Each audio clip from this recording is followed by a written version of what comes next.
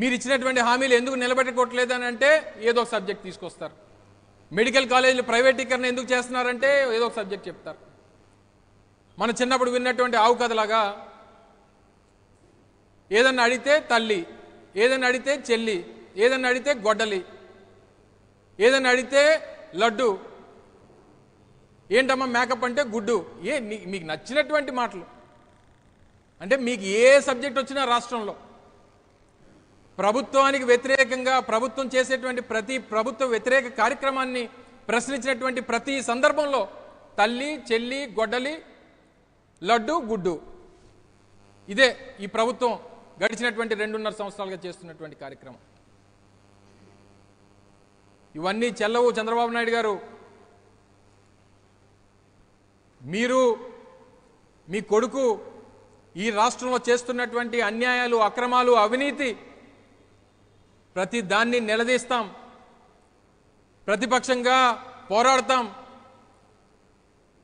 ప్రభుత్వం మెడలు వంచుతాం, వ్యవస్థల్ని గాడిలో పెట్టేటువంటి కార్యక్రమాన్ని చేస్తాం. నువ్వు చేసినటువంటి ప్రతి పాపం, నువ్వు రాష్ట్రంలో ప్రజలకు చేస్తున్నటువంటి ప్రతి అన్యాయం ఎప్పటికప్పుడు ఆ పాపాలన్నీ కూడా ఒకటికి ఒకటి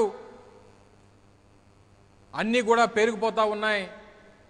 సమయం వచ్చినప్పుడు సరైనటువంటి సమాధానం ఈ రాష్ట్రంలో ప్రజలు చెప్తారు. అసలు మీరు వ్యవస్థలో ఉన్నటువంటి మీరు సమాధానం చెప్పమంటే అది పక్కన పెట్టి మేము పవన్ కళ్యాణ్ గారిని తిట్టామంటారు. అంటే మీరు పవన్ కళ్యాణ్ గారిని రెచ్చగొడుతున్నారా? అంటే మీకు ఏదన్నా అవసరం అయినప్పుడు పవన్ కళ్యాణ్ గారిని తీసుకుని వచ్చి ఆయనతో ఏదో ఒకటి మాట్లాడిస్తే సబ్జెక్ట్ అంతా డీవియేట్ అయిపోతుంది.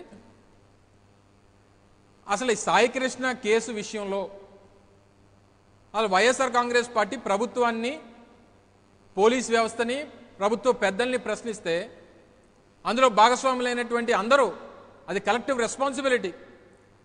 మంత్రులు కానీ, ముఖ్యమంత్రి కానీ, వ్యవస్థలో ఉన్నటువంటి పెద్దలు కానీ అందరూ రెస్పాన్సిబిలిటీ. మేము దాన్ని ప్రశ్నిస్తే ఆ సాయికృష్ణ విషయంలో పవన్ కళ్యాణ్ తిడుతున్నారు. ఏదో మేము ఒక సమావేశం పెట్టుకుంటే దాంట్లో మేము అడిగినటువంటి ప్రశ్నలు ఏంటి, మేము చేసినటువంటి తీర్మానాలు ఏంటి, ఆ సమావేశం ఏదో పవన్ కళ్యాణ్ గారి కోసం పెట్టుకున్నట్టుగా దాన్ని ఆ రకంగా మీ మీ మీడియా ఛానల్స్లోని, మీకు కావాల్సినటువంటి మీడియా ఛానల్స్లోని, మీ పత్రికల్లో రాసేటువంటి కార్యక్రమం చేస్తున్నారు. మీ ఉప ముఖ్యమంత్రి గారే చెప్పారు కదా, హోంమంత్రి శాఖ నా చేతిలో లేదు, అది క్రిమినల్స్ అదృష్టం. అంటే ఏంటి అర్థం? దాని అర్థం ఏంటి? అది సరిగ్గా పనిచేయట్లేదు, ఆ వ్యవస్థ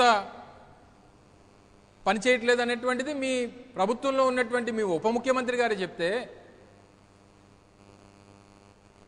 మీ తాలూకా చేతకానితనాన్ని ఆయనే ఆథెంటికేట్ చేస్తే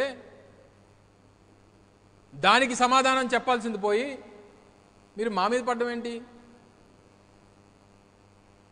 ఏదో కొంతమంది నాయకులను తీసుకుని వచ్చి, పవన్ కళ్యాణ్ గారు కూడా ఆ రోజు మాట్లాడుతూ అన్నీ నేనే మాట్లాడాలా, మీ నాయకులు ఎవరు మాట్లాడరా అంటే ఎవరికారు రెచ్చిపోతున్నారు. నోటికి వచ్చిన మాటలు మాట్లాడడం, ఏకవచనంతో మాట్లాడడం.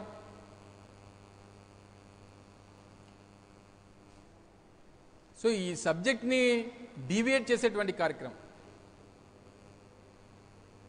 ఏదో రకంగా ప్రజల తాలూకా దృష్టిని మరచాలనేటువంటి కార్యక్రమం జరుగుతూ ఉంది తప్ప అనేక ఇష్యూస్ దీంట్లో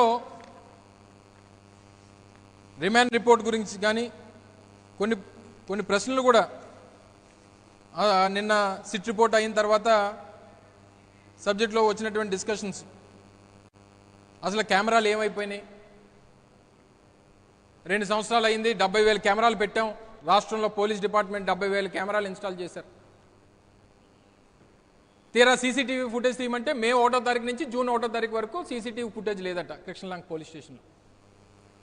మరి దేనికి పెట్టారు కెమెరాలు? కమిషన్ల కోసం పెట్టారా? హోంమంత్రి గారు కమిషన్ల కోసం పెట్టారా, లేకపోతే దేనికోసం పెట్టారు? 70,000 కెమెరాలు, రికార్డ్ అవునటువంటి కెమెరాలు ఉంటే ఎంత, పోతే ఎంత? ఎవిడెన్స్ల కోసం కావాల్సిన